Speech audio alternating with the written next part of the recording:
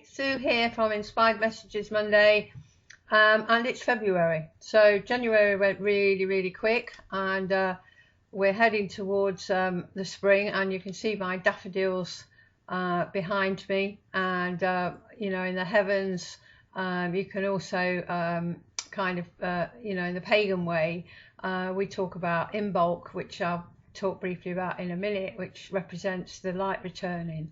So all good, lots of things going on if you're awake and aware. I'm probably heard about the convoy of over 50,000 trucks in Canada driving towards Ottawa, and now many other countries are going to join in, and obviously it's all about freedom, and we do have lots of Uranus transits going on, indicating that, you know, we are marching towards freedom as, you know, world population, because the whole world is kind of awake and aware to our freedoms being taken away. So this is all very good. So the 1st of February is Chinese New Year. So this year it's going to be the year of the tiger. So tigers are brave, competitive, unpredictable, confident, and you know, so this year is asking us to be a bit like that. So in 2020 it was the year of the rat, and 2020 was you know, the year of the rat, and it's about survival. And that's exactly what we were all doing. And then in 2021, it was the year of the ox, and that was anchoring ourselves into a new reality. Because believe it or not, we're not going back to how it used to be. We'll never go back to how it was. And I think it's, you know, people have to accept that and realize that this is a spiritual evolution. It is a time of moving from one era to another, so it's a time of moving from Pisces into Aquarius. And so obviously, you know, we had the ox, and now we're in the year of the tiger. So, you know, the tiger, you know, this is about making big changes in our lives. It's also about risk taking and adventure, really. So being very much like the tiger, if you've got a tiger around you, and I have, interesting that my husband's a tiger, is also an Aries, so it really kind of goes with him, because obviously Aries is very competitive and brave, and, you know, can be quite unpredictable, very confident. So it does go with that tiger. So happy new Chinese New Year to everybody out there. And at the same time, on the 1st, we've got a new moon, and the new moon is in Aquarius. So Aquarius rules Uranus, the planet Uranus. So we have got this energy around us under this new moon, and you know, a new moon, it's time to make you know, new goals for the next 28 days. And so basically you write a list of what you want, you sit in the moonlight, you meditate on your list, and you ask, you know, your guides and helpers to you know, help you move towards those goals. So because it's you know, in Aquarius, we can feel a bit destabilized. We might feel like we might feel hemmed in, and we want to escape, and you know, that things that we might think that we've been set free, especially in the UK, but underneath there's something else going on. There is a rumbling, and it is a Uranian energy. And so but this Aquarius moon is actually squaring the ruler Uranus. So that is going to bring more, I don't want to say protests, but obviously, you know, we've got a lot going on around the world, and certainly on the 26th There were protests all around the world, not on mainstream, obviously, but they were. And now we've got the truckers coming out, and apparently many more countries are coming out in sympathy and are going to join in this I don't know, race for freedom, if you like. So that's very much this new moon in Aquarius squaring the Uranus. So, but it's positive change, you know. For us to have any kind of change, you know, it can feel a bit scary, especially if you're more of a you know, want to follow the rules kind of person, and you maybe you're, you know, a Capricorn, so Capricorn always does the right thing and follows everything to the T. So if you're an Aquarian, you're much more likely to go with what's happening, but you know, it depends on what kind of person you are. And of course you could have a strong Saturn which rules Capricorn, or your moon or your rising sign maybe in Capricorn, so you might not be a Capricorn per se, but you know, you might feel this, you know, or things are getting out of control, because that's what Uranus does. It kind of it kind of shakes the ground so that we will do something. But it is about freedom, it's about higher self-awareness as well, it's about intuitive insight maybe into the future, and Uranus is linked to truth and equality. So this is what's actually going on at the moment. It's huge. So in this new moon, as well as that moon squaring Uranus, we've got Mercury and Pluto. They're not conjunct, they're going to be conjunct on the 11th, but they're still close enough in this chart to make its presence felt. So, and interestingly, I got the moon, which is all about secrets and hidden enemies. So that's what I feel this Mercury and Pluto are about. Secrets can be revealed that some would rather keep buried, and obviously, you know, with the 18 coming up as well, that, you know, it's shining a light on things that need to be revealed, things that need to come up, you know, to the surface. But again, you know, it's not on the MSM. You have to really look for it. If you know, if you're with people that are kind of aware of what's going on, then you will be guided to see what's going on, and eventually I think it will all come out into the mainstream. Okay, so on the 3rd we do celebrate in bulk as the sun returns, you know, and brings the light back. And this is very much, I mean, this is in the ancient world, it was very much about the hope and rebirth, you know, of what's to come.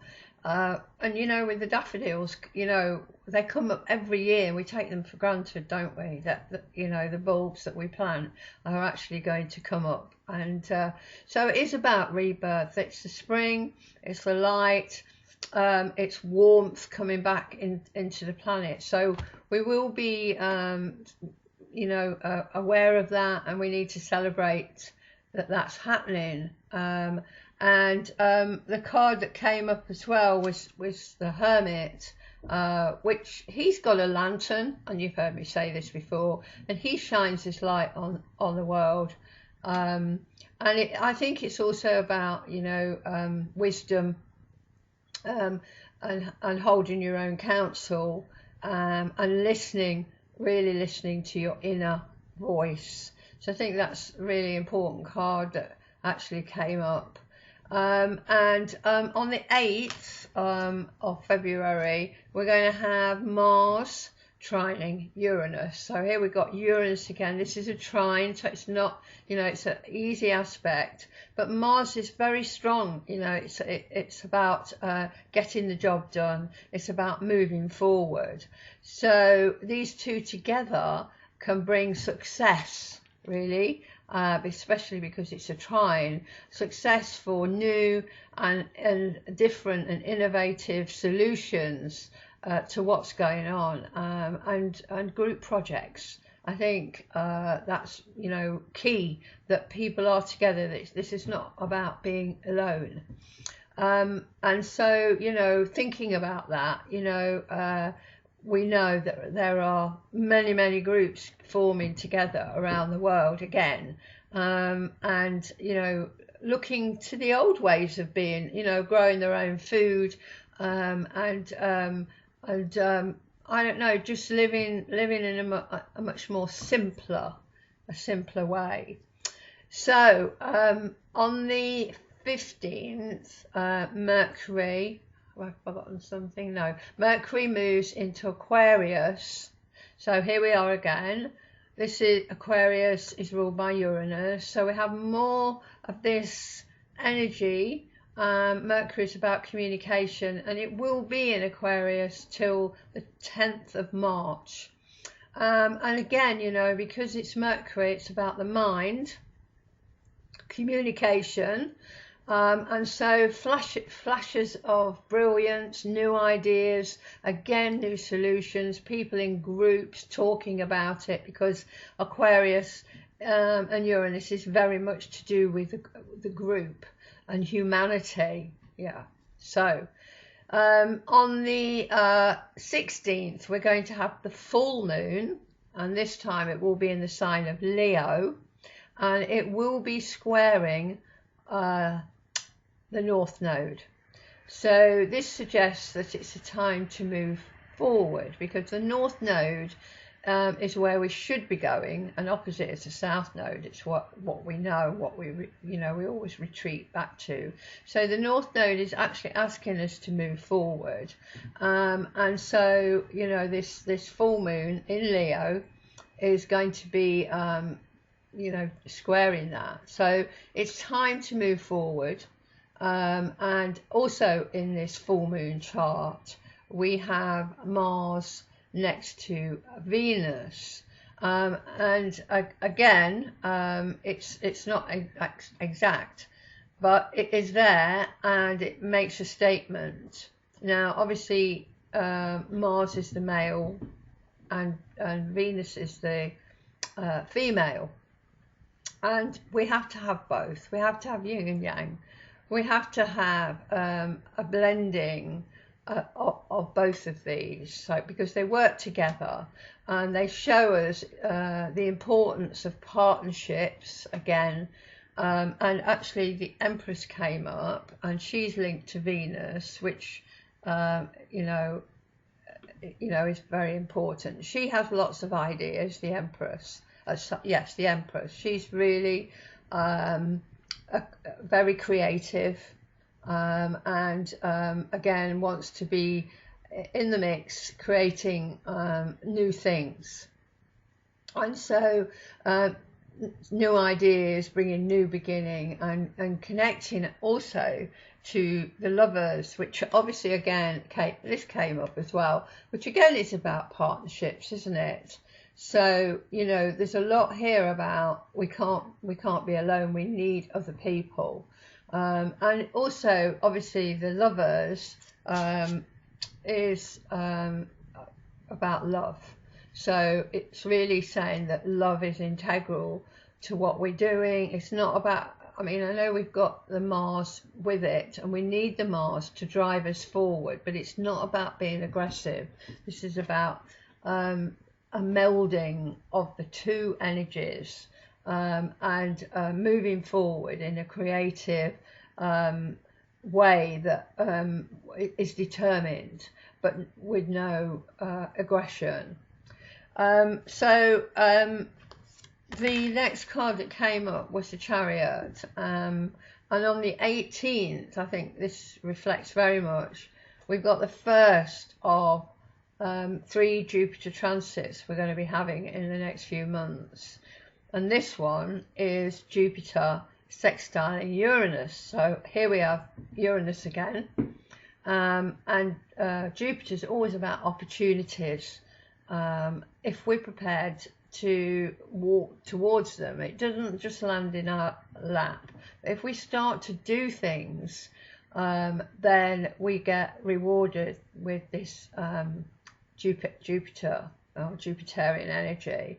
So it's very much about freedom because of the Uranus involved, ways of being, new ways of living, new ways of being, new ways of living. Opportunities to move on are on the horizon, which is great. To be open and watch for guidance and follow the sign, you know, the synchronicity and the signs that you're given. And for now, opportunity for new opportunities, the 10 came up as well, because that indicates a new cycle, you know. And we know we've had this card several months on the trot, and we know that this is about evolving. You know, it's about the planet evolving, it's about evolution, it's about we couldn't remain how it was because it was too dysfunctional. The world was so dysfunctional, so we had to have what's happening in the world right now for us to move on. Now, I know there are lots of people that are not aware of any of this because they never do any inner work and they're just really concerned with their own existence, their own family and their own lives. But I think this will change. I think they're not aware now, but I think they will be, and hopefully it will be in their lifetime that we will see these massive changes, because this is, you know, it is about change. And this the Chariot, you know, has got a kind of a horizon there if you look, you know, it, and I feel like these new opportunities are on the horizon. And you know, the Chariot, he's always going towards victory. It is a card of victory, the Chariot. So, you know, this is, you know, really two good cards really. Now, on the 23rd and the 24th of this month, that Mars and that Venus, the 23rd and the 24th, Mars and Venus consecutively are going to sextile Neptune. So it's time really to visualize how you want our new world to be, taking into account that Mars gives us the energy and the drive, and the Venus the creative urge to change our lives, and Neptune helps us visualize our new life. And so on the 23rd and 24th, if you can visualize how you want your life to be, that would be fantastic, because the more people that are creating that reality, the more likely it's going to happen. And it's been proved that if many people are meditating at the same time, it's made a massive change in the world. So the 23rd and 24th, if you can visualize how you want your life to be, that would be amazing. So the last card is the Temperance. That's actually my card because it's the 14. I was born on the 14th. So this is the card that I present with. So I got a bit of an affinity with this card, and it is about the conscious and the unconscious, and balance and harmony, which is really, as I've said before, it's really important. And it brings inner guidance and balance of energies, which corresponds actually again with the Venus and the Mars, and the male and the female and the yin and yang. And she is the angel of healing, and we in the planet need her healing. We really need her healing. You can see the planet behind, you know, she's on the planet, but she's got wings. So she is connected to the higher realms. She is connected to spirit. because she is an angel. Okay. And as I say, we need healing. All of us need healing from past trauma, from our ancestors, you know, and from how the earth has been, well, you know, how can I say, ravaged, really. And we all feel this, you know, we all have empathy and compassion to understand this, really. And so for me, this is really a great card to kind of end with. And in astrology, it goes with Libra, so which is balance again and harmony. And so, you know, think about that. Think about trying to bring your life into balance, thinking about the earth and the sky. So, you know, the earth is our mother, and we came to look after her. You know, we really should be looking after her. And the sky is our father, and we are the divine child. So, and lots of people are going to think that's woo-woo, but it's not. It's true, you know. So also, to, you know, it's important that we are aware that, you know, we have a job to do, to be kind to everybody and the planet, and to, you know, to be to take the middle ground and to have the balance and to not be aggressive, but we need, you know, the harmony, which is very Libra, the balance. And so, yeah, she's really, really important. And just to remind you as well that Mercury goes direct on the 4th of February. I forgot that little bit. So allowing, this will allow for new conversations and opportunities that destiny shows us. And remember then that Mercury goes into Aquarius on the 10th. So it goes direct on the 4th and goes into Aquarius on the 10th. On the 15th. Sorry, on the 15th until the 10th of March. Okay. So, if there are any questions about anything that I've said, you can contact me through my contact page, Astrology Sue Fletcher, and you know where I am if you need any help. Obviously, my newsletter goes out to some of you. Obviously there's a bit of this on there, but not as detailed. I just put kind of the full moon, the new moon and the full moon and what that means, and I do the first 2 weeks of the transits for February, and then I have a bit under a heading called Life Purpose, where I send you video links that I feel that people need to see that maybe are not available unless you really search for them.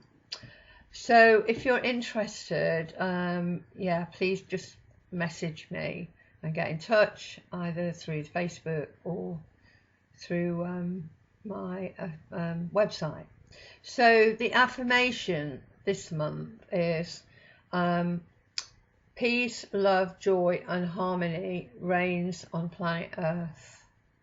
Peace, love, joy and harmony reigns on planet Earth. So an affirmation is as though it's happened. So visualize on the 23rd and 24th and say this affirmation every morning until we come back again, and enjoy the sunshine. The sunshine's out at the moment. Have a great month, and you know where I am if you need me. Okay, so bye for now. Bye bye.